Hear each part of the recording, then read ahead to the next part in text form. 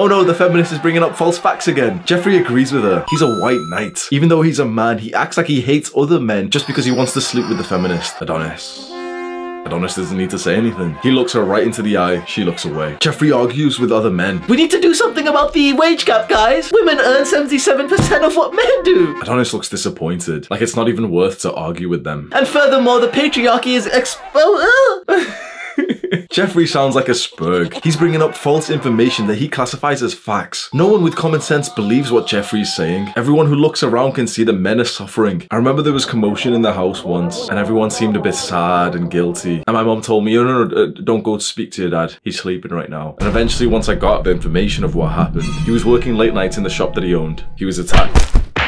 And the same thing happened years later as he worked as a taxi driver. He was attacked with a bottle. He was left with a black eye for months. One of his fingers is more like a stump that he lost when he was young working in a paper mill. A lot of men have similar stories. I was working late once in 2018 and a group of guys tried to stab me. Fast forward a couple of years and I'm working night shifts in a homeless accommodation next to guys who don't really have anything to lose. There are millions of men working death professions, dangerous jobs, and this isn't spoke about anywhere near as much as it needs to be. A death profession is usually a low-end, low-wage job that doesn't really require like a higher level of education. In practical terms, these jobs pay usually an extra £1 to £2 per hour, but they increase your risk of death on the workplace by twice as much, maybe more. And almost every single person who works in a death profession is male. Of course they are. I didn't even need to tell you that fact. Think of a dangerous job and you think of men working it. This video is not to bash women, but it is to highlight the suffering of men that we usually don't get to speak about. I noticed that I had to give a disclaimer like, oh, by the way, I'm not bashing women. We have to give a disclaimer to talk about a man's issue because the moment that we mention something about men, we mention an inequality or an injustice or the suffering of men, you're branded as a misogynist. I always imagine that minority who's come from a different country into somewhere in the West and he's trying to create a life for his family. Of course, he's not qualified for a lot of the higher end jobs that he would dream of one day. And that's why he really wants his son to do well in his studies so that he can get one of those jobs that this father looks up to. So he makes money in the ways that he can. This is why you often see minorities working the same jobs like Uber and owning shops and having their own small businesses. And if you haven't been around this space, please believe me when I say that these guys witness the worst of society. When you work in a shop and you're open late nights and you sell alcohol and drunk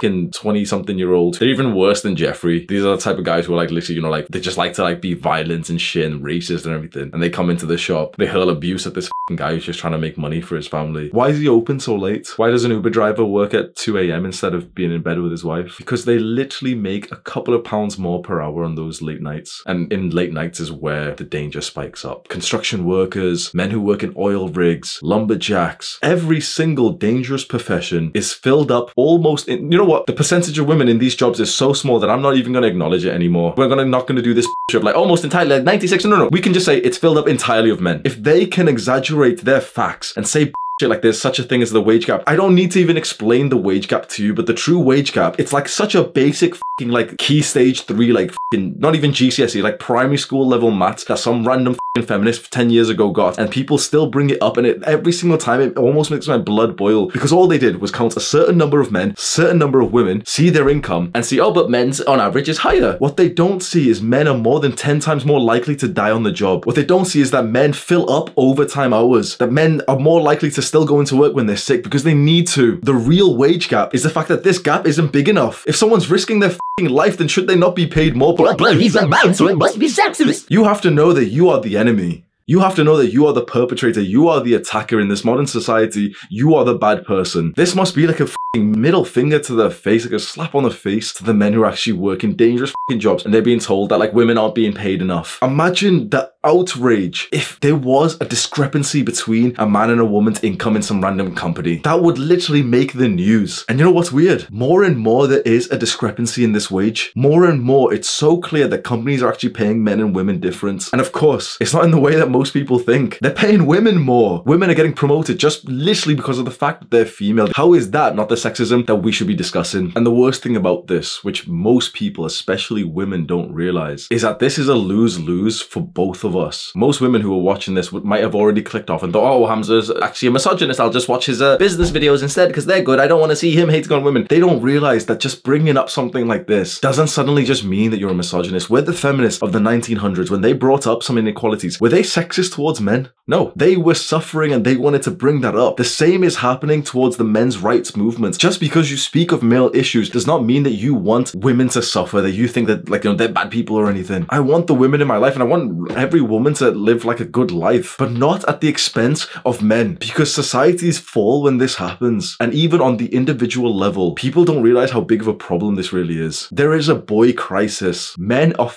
down bad, and it's so easy for us to turn a blind look to that, especially if you're a woman and you think, oh, you know, because like women are doing good, yay, femme power. If you're a straight woman, you should be very, very, very worried. Like, extreme. You should be probably more worried than the men, because you will succumb to the pressures of technology because of this. Because the men that you want will not be attracted to you, but the men who want you, you will not be attracted to them. Because of technology, you will see the best men around you and you'll want them. But why would they settle? No offense, but why would they settle for just one woman? This dynamic where there's such a small percentage of men who are attracting the majority of women, but leaving the majority of men so deprived from intimacy and attraction. This is a very dangerous place to be, and it's a very lonely place to be. There is not an equal split. This means that the most fulfilling thing in our lives, which is our relationships, it is that person that you connect with and that you have children with, that has been destroyed. That's the end stage of feminism. It has destroyed relationships by making women so unattracted to the majority of men. So the men that they are attracted to are so up there, so high class, that these guys won't even think to just have like a normal relationship. These are like the boys. These are like the high value men who, like, you know, fly around, and they're not going to get into a long-term committed relationship. So everyone, by the cause of feminism, is depressed and unfulfilled, except for the high value men up here. The high value men always win. And whilst it's worth us boys, now I'm speaking to my boys now, whilst it's worth us to maybe try and rebalance society and see what dent we can do here, for our individual selfish goal, we should strive to be one of these guys. Do not get left in the 80%. Do not be one of those guys who has to work a death profession just to make ends meet. Scroll down right now and share this video to a friend who might find it interesting. Do the hard work, especially when you don't feel like it. Mwah.